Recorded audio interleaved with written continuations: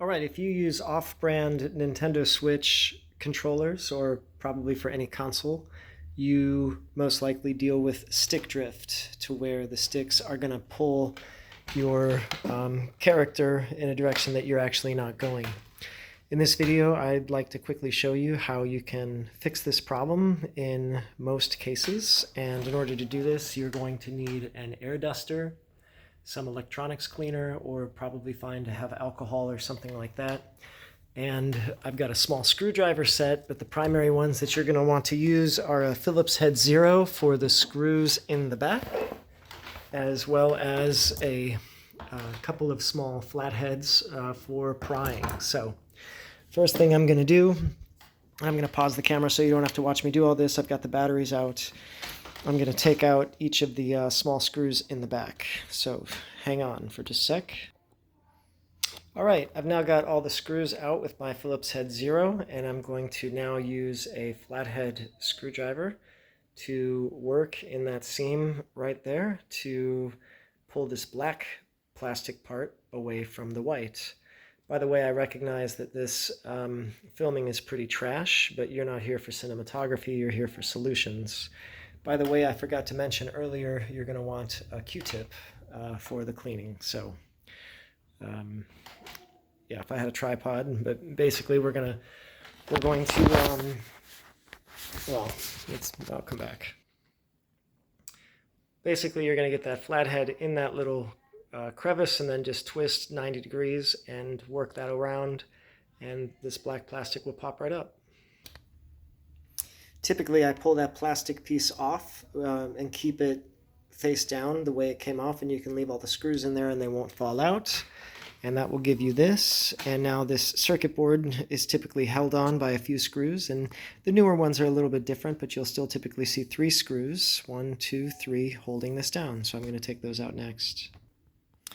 All right, with those screws off, you can take the circuit board out, and now the face, do not flip that over because your buttons will fall out. I'm just going to set it right down there.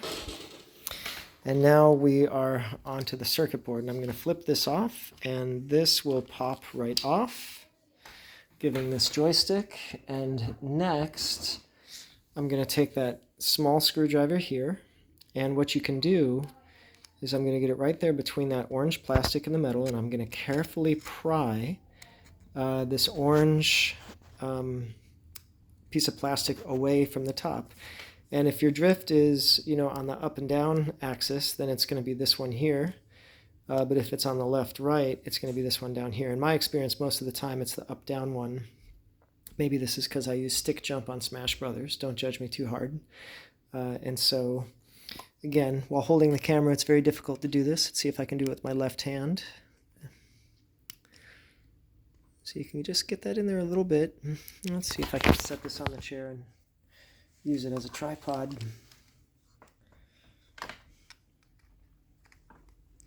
This is where you need to be very careful, because this is, precision stuff. See how I just got that in there? And now twist it a little bit. And that leans away.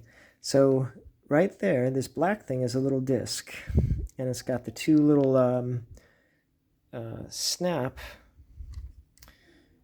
things that hold it in. Sometimes if it's very mild drift, all you need to do is spray some of the electronics cleaner in there and then air it out. Occasionally it's really, really corroded and bad in there.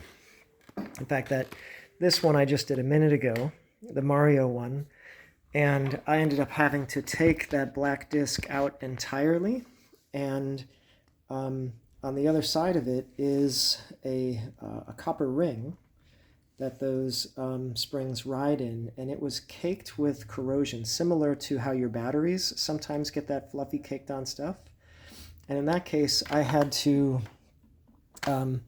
take this Q-tip in there with the electronics cleaner and really get it squeaky clean. And then I had to put that disc back in. Now, when you start taking that disc out, it's got all these small springs. You really do need to act like you're a surgeon, like playing that game Operation back in the day, where you don't force anything, you don't want to bend anything, you don't want, unnecessarily, you don't want to break anything. But you get that little ring really clean, and make sure your springs are clean and put it back together, and your disc should be smooth as anything. To get this disc out, I don't want to do it on this one because the drift isn't that bad. You can use a pair of tweezers or needle nose pliers. Sometimes you can just pull it away from the stick and turn it around. Let's see if... Yeah, that's not going to happen today. I'm just going to do the light one for this one. So for that, I'm just going to take a little bit of this electronics cleaner, spray it in there, take my little bit of air, blow it out, and then we're going to snap that guy back in, and you can assemble your joystick and test it.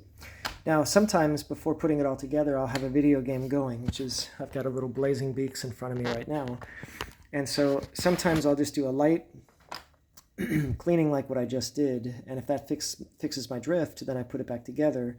But if the drift is still there, as was the case with that Mario controller down there, then I go in for more intense surgery, so to speak, and I can get that Q-tip in there to clean the ring on this side of it and make sure that my disc looks good, and then put it all back together.